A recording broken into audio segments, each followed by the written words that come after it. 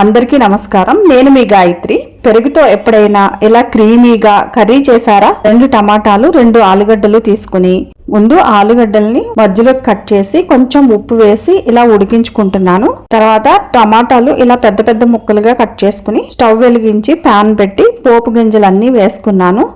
ఎండుమిరపకాయలు, కరివేపాకు, కొంచెం మెంతి పొడి కూడా వేసుకున్నాను. ఇందులో టమాటా ముక్కలు వేసి కొంచెం పసుపు, కొంచెం ఉప్పు వేసాను. 1 ఇంచు అల్లం ముక్క కూడా వేసుకున్నాను. మూత పెట్టుకుని మగ్గించుకోవాలి.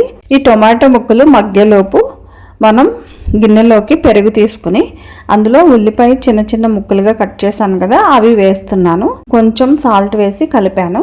ఇప్పుడు మగ్గిన ఈ టమాటా ముక్కల్లో ఆలుగడ్డల ముక్కలు కూడా వేసి తగినంత ఉప్పు, కారం వేసుకుని వీటిని ఈ పెరుగులో కలపాలి.